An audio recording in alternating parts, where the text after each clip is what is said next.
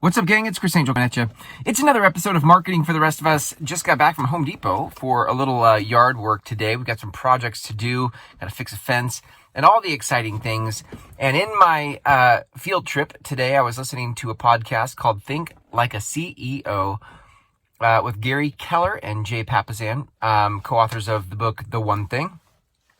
Anytime I get to listen to Gary Keller, it's a great day. The man is so smart, and I always so inspired by his stuff. So if you have a chance, go check out Think Like a CEO as a podcast. It's amazing. All right. So here was the thought. Gary was actually interviewing a gentleman by the last name of Cunningham. I don't remember actually his first name. And in their conversation, the thing that stood out to me was that, we're in a crisis. That's what they're talking about. An economic crisis, a global crisis. And they were talking about all the things happening right now with the economy and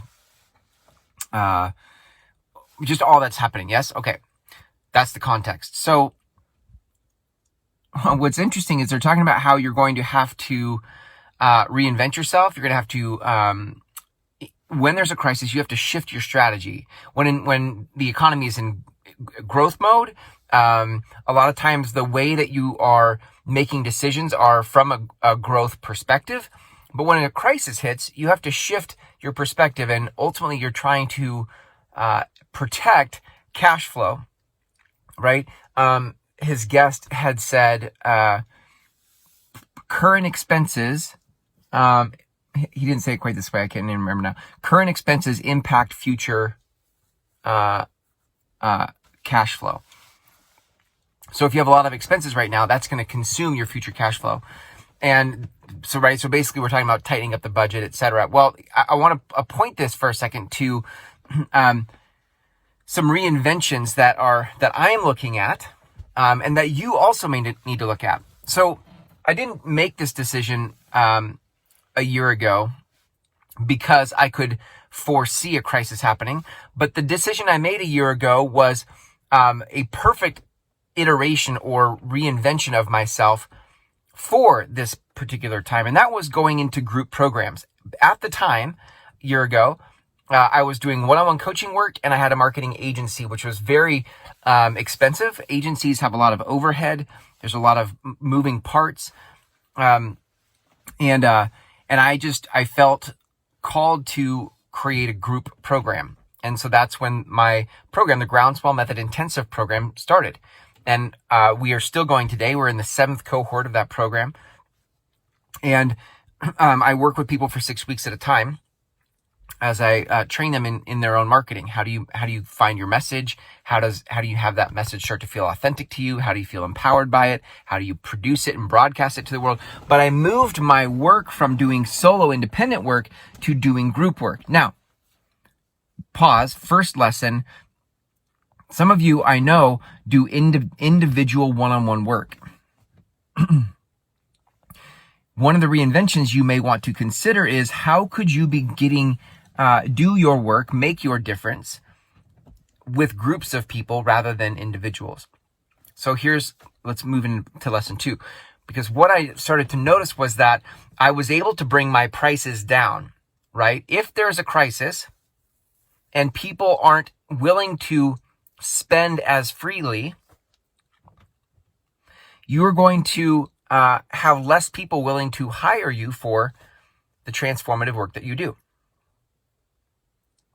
So you're going to have to find more ways to offer your products, your services, at a price point people can afford when they feel a financial pinch. Okay.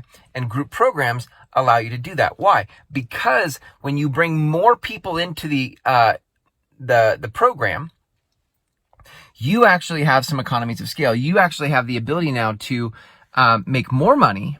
You can actually gross more money while charging your people less.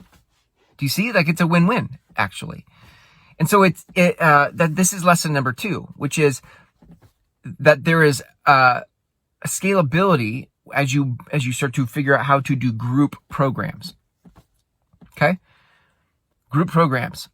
It allows you to give them the benefit of a lower price And it allows you to actually increase your gross revenue because you can serve more people in the same hour or 2 hours. In the same time it would have taken you to work with one person, you can work with many people.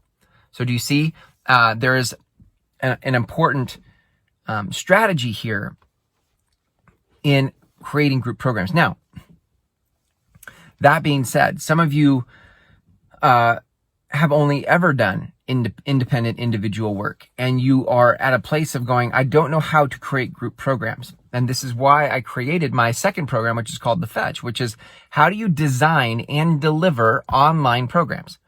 First, you have to find your message, because it's the message that actually lets people know that you're a fit for them. You have to know your message. And in fact, the more you know your message, the better and the easier it is to create your online programs. But once you have that message, designing and delivering those online programs become a way for you to actually serve at a high level groups of people coming through the distinctions that you've created in your life and your profession. So if you'd like to learn more about any of that process, like if you can see that there is a shift happening, a financial shift happening in the economy. It's funny, I was at that Home Depot today, right? And part of Home Depot was like, one of the things said there was a coin shortage on the checkout window. And then the other thing I noticed where all the, many slots on the shelves were empty. It's kind of interesting, right? But if there is a financial crisis coming, then how are you positioning yourself to stay in business, but not just stay in business, but how are you actually positioning yourself to grow? To not just survive, but to actually get ahead. You can get ahead, but you're going to have to position yourself in a way that allows you to do that. And that might mean reinventing how you've been doing it. You're going to have to be digital. You're going to have to be able to reach people digitally. And some of you are used to just working one-on-one and in person, and your business has taken a hit because of that. You're going to have to embrace this digital age and start to realize that you're going to have to communicate your important work through a camera or a microphone, because that's how you reach people in this day and age, especially in this time, right, of quarantine and all the other things we're doing to stay at home and all that stuff. So if you'd like to learn more about this whole process from finding your message to designing and delivering online programs, the place to start is to go to groundswellmethod.com, groundswellmethod.com. The link is in the text of this post, and there are some videos waiting for you there that describe more about this approach to marketing and how to grow your business in a day and age like this. Thanks for hanging out with me in this episode. Until tomorrow, see ya.